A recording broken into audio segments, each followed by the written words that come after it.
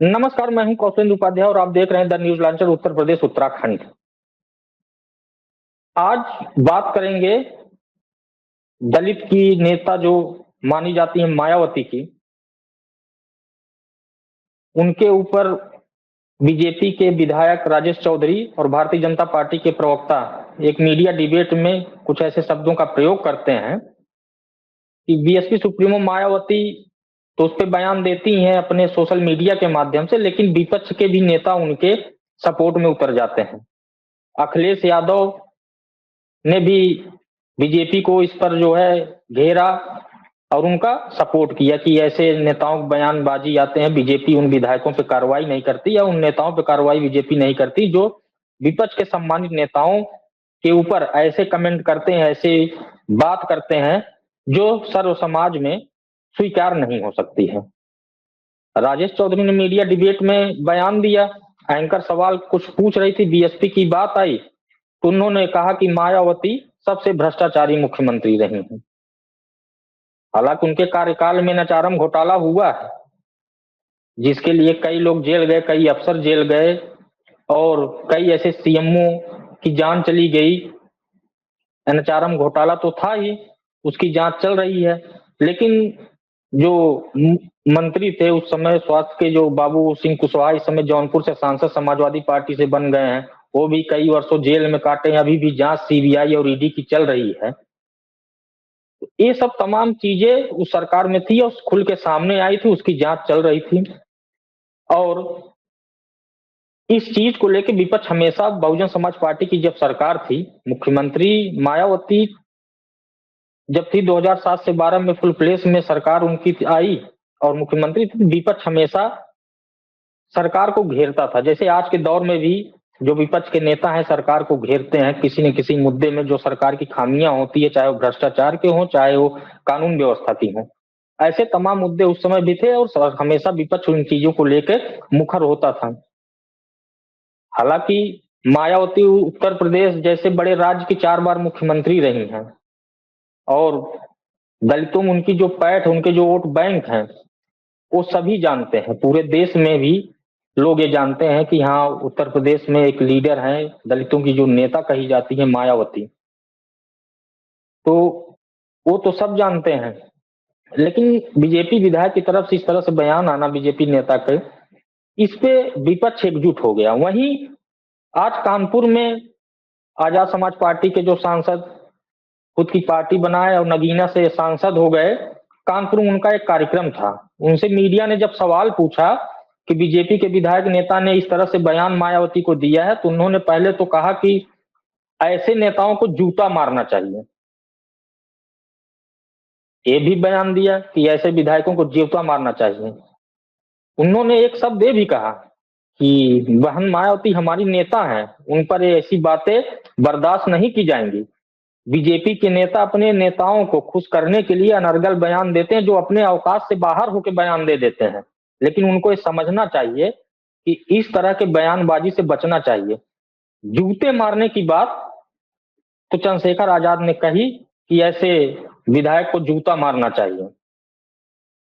और इस बयान के बाद अब तो क्योंकि सरकार उत्तर प्रदेश में बीजेपी की है, खलमंडली तो मच गई है। और हालांकि मायावती कभी चंद्रशेखर रावण का पक्ष नहीं लिया। जब से राजनीति में चंद्रशेखर रावण आए हैं तब से कभी मायावती ने वो चंद्रशेखर रावण का नाम नहीं लिया। लेकिन चंद्रशेखर रावण मायावती को हमेशा अपना नेता, बड़ी नेता मानते हैं। लोकसभा चुनाव आया, उनसे सवाल पूछा गया कि आकाश आनंद भी कुछ उन पर बयान दिए थे, तो उन्होंने कहा कि बड़े नेता हैं, बड़ी राजनीतिक पार्टी के परिवार के लोग हैं, उन पे मैं कुछ नहीं कह सकता हूं। बीएसपी सुप्रीमो मायावती हमारी लीडर है, दलितों की नेता है, उनकी एक अलग पहचान है। ये बात ये पहले भी कहते थे, लेकिन बीजेपी विधायक का ये बयान, उसके बाद चंद्रशेखर रावण का जूता मारने का बयान अब तूल पकड़ लिया है।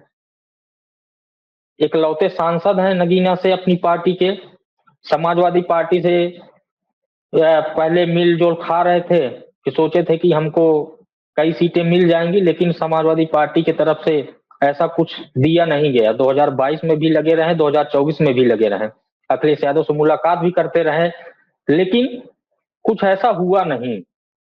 तो उन्होंने अपनी पार्टी बनाया, क्योंकि उन्होंने एक संगठन अपना बनाया था भीम आर्मी, उसी में फिर उन्होंने एक पार्टी बना ली। उसके बाद वो खुद नगीना से चुनाव लड़े 2024 में और पहली बार चुनाव जीत भी गए। संसद में भी जाते हैं, तमाम दलितों को मुद्दों को उठाते हैं।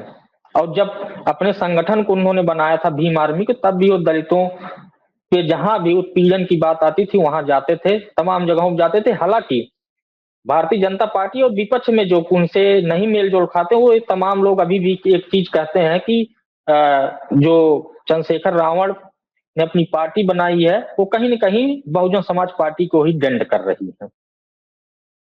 तो इस बयान के बाद और आज के बयान के बाद अब नया राजनीतिक समीकरण बन गया है कि लोग अभी विधानसभा का उपचुनाव होना है 10 सीटों पर उत्तर प्रदेश में, हरियाणा में विधानसभा चुनाव होने जा रहा है, जम्मू कश्मीर में होने जा रहा है, महाराष्ट्र में होने जा रहा है, और चंद्रशेखर रावण देश के कई राज्यों में अपने संगठन को तैयार किया है। हर जगह वो जाते हैं, लोगों से मिलते हैं, दलितों से मिलते हैं, युवाओं से मिलते हैं, उनकी बात करते हैं, आरक्षण के मुद्दे पे, उत्पीड़न के मुद्दे, विकास के मुद्दे पे, शिक्षा व्यवस्था पे, तो तमाम मुद्दे पे बोलते हैं। यहां तक प्रशासनिक अधिकारियों से कई बार उनकी भिड़ंत हो गई है, कई बार मुकदमे झेले हैं, जेल गए हैं। तो इन सब चीजों पे हमेशा मुखर होते हैं।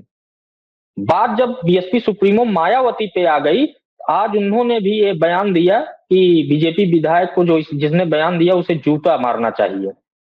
बीजेपी को सोचना चाहिए, इनके नेता अपने औकात से ज्यादा, हैसियत से ज्यादा बढ़कर बोल देते हैं किसी भी नेता को, और ये समझना चाहिए कि मायावती कोई ऐसी नेता नहीं है, 4 बार की मुख्यमंत्री रही हैं, समाजवादी पार्टी के राष्ट्रीय अध्यक्ष हैं, और जो बात नहीं करनी चाहिए वो इनके नेता कहते हैं। बीजेपी को चाहिए कि ऐसे नेताओं पे कार्रवाई करे, नहीं तो फिर एक दिन खामियाजा भुगतना पड़ेगा।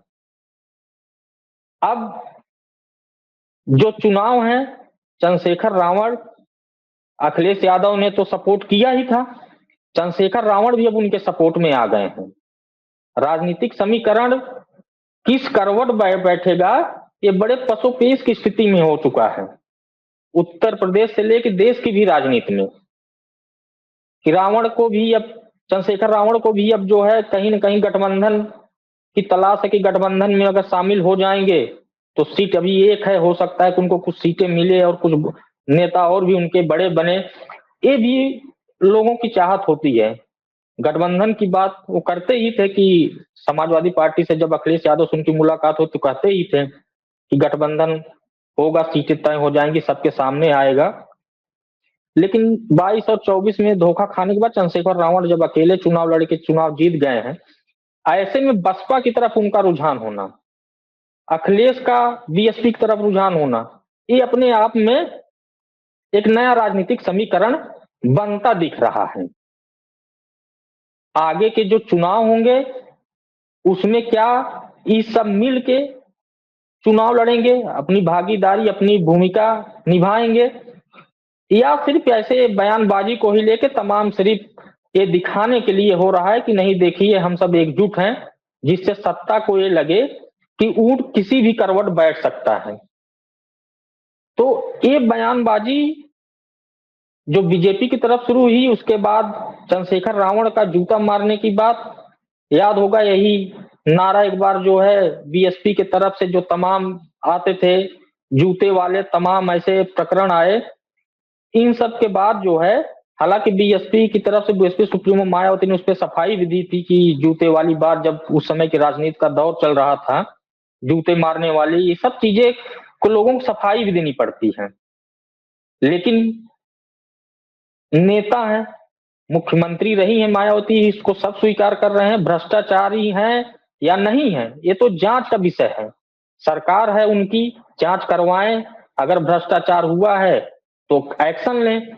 लेकिन किसी मंच पे पहुंच के या किसी मीडिया प्लेटफॉर्म पे पहुंच के वहां पे मुंह जबानी सिर्फ कह देना कि बड़ी भ्रष्टाचारी रही है, भ्रष्टाचार हुआ है उनके मुख्यमंत्रित्व काल में, ये सब कहने के लिए तो तमाम नेता आ जाते हैं, लेकिन सच्चाई क्या है ये कोई नहीं जानता है। जांच होती है तब सामने आता है कि हाँ भ्रष्टाचारी थी कि नहीं थी।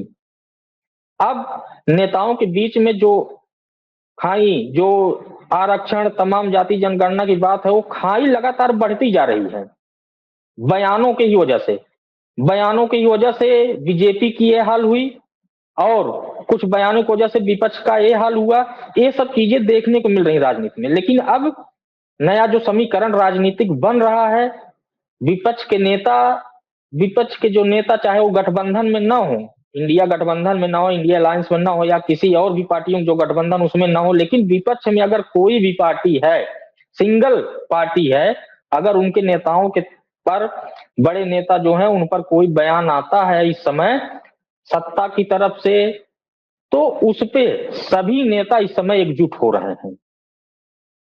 और कई राज्यों में चुनाव हैं, चुनाव को देखते हुए क्या ऐसे बयान सत्ता की तरफ दिए जा रहे हैं और विपक्ष के जो नेता हैं वो अपनी एकजुटता दिखाने के लिए कर रहे हैं, ये तो समय बताएगा।